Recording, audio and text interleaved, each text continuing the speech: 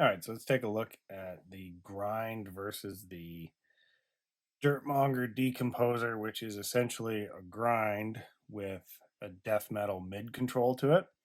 So I'm doing this a little bit different. I'm going to run this through span and show you when I run pink noise through it how they match up. Now, what I noticed with the DOD grind, and I don't know if my actual pedal is like busted, but the output on it is quite a bit quieter than my clone, which, like I said, it could be busted. It could just be the way they are. I don't know.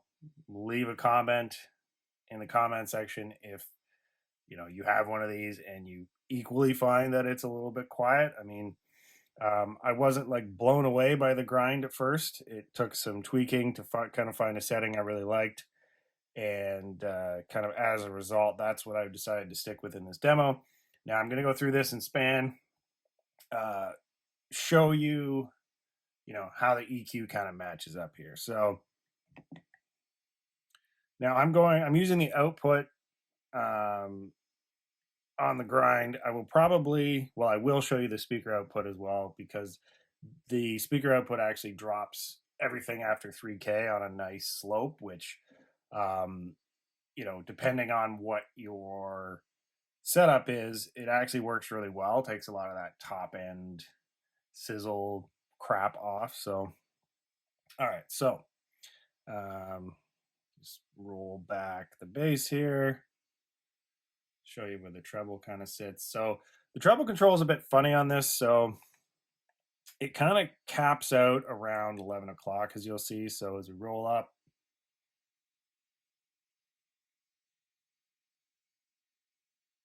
yeah, it stops around noon, and it really doesn't do anything past noon.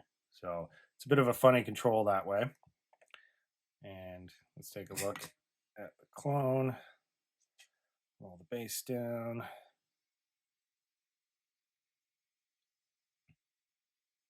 So they have a very similar curve. Roll the treble up. Same thing, it kind of dies off around noon or 1 o'clock. And then when you get all the way maxed out, it really does nothing from about noon to maxed out, which that's just the way it was designed, I suppose. So the bass control, let's take a look at that.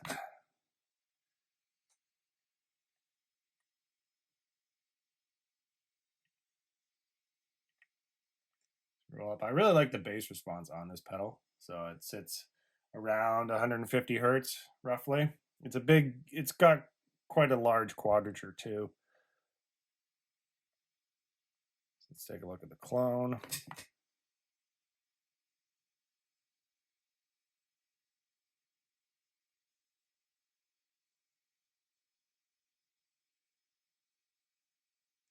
Same thing, sits around 150, but it's got a pretty big Q on it, so it's pretty round. All right, so let's take a look at the mid control on the Decomposer. So down is off, up is on, and now I'm going to set my bass and my treble to about noon on each, so you can see. So the mid control, I believe it sits around 600 hertz. But you can see it actually has, no, sorry, it's around 900. Yeah, you can see how it does have a pretty big Q on it. I'll show you where it sits if we roll the bass and the treble all the way off. You can see, yeah, it's about 900 hertz roughly.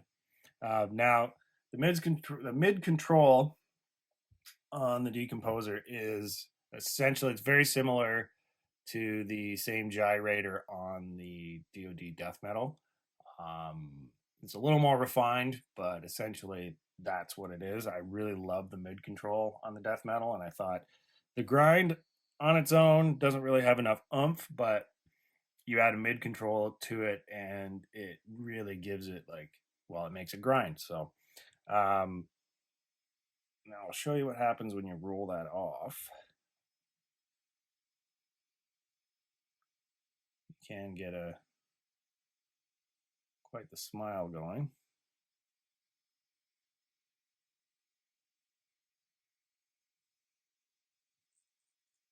And remember, the treble control really doesn't do too much past noon.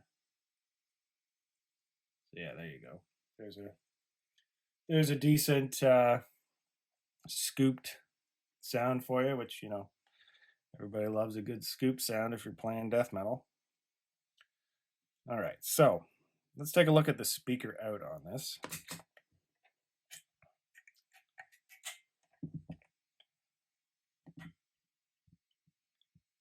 So as you can see, there's quite a big drop after about 3K.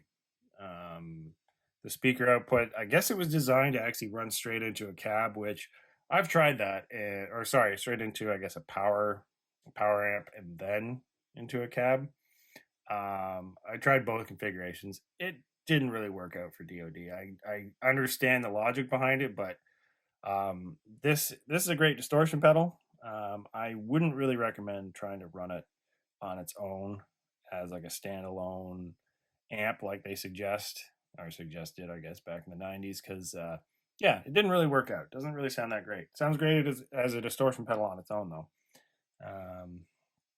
So let's take a look at clone. Same thing. So to the left is your regular output, to the right is your speaker output, and as you can see, there's a huge drop off around 3K, which I really like that sound. I think it's really useful because I'm not a big fan of top end sizzle. I think it really just adds a lot of unnecessary noise. So if you can kind of cut that off, I mean, guitar is like a mid-range instrument anyways. So if you can cut that off in any way, I think it's beneficial. So you can see the curves are pretty close. And like I mentioned, the output on the original grind, I don't know if mine's broken, but it doesn't really have a lot of output. I mean, you have to you have to max it out, right? So you can see the difference in the actual decibel when I crank it up. So if we try to match it, let's see there.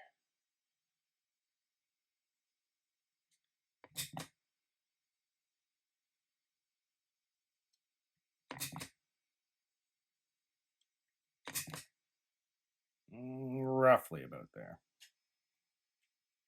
Okay, so there's the most scientific view on the Decomposer clone, or sorry, the Decomposer grind clone that I can give you. And the only thing I haven't shown you actually is the clip. So to the right is silicone clipping, to the left is LED clipping, which it spikes the volume a lot. I really like the LED clipping, gives you a lot more output, and it is a little more cleaner because LEDs clip softer than a silicone. Silicone clipping is quite harsh, which, you know, it's great on its own. With this configuration, I like the LED clipping more than the silicone on this particular model. So that's it. Let's listen to what it sounds like.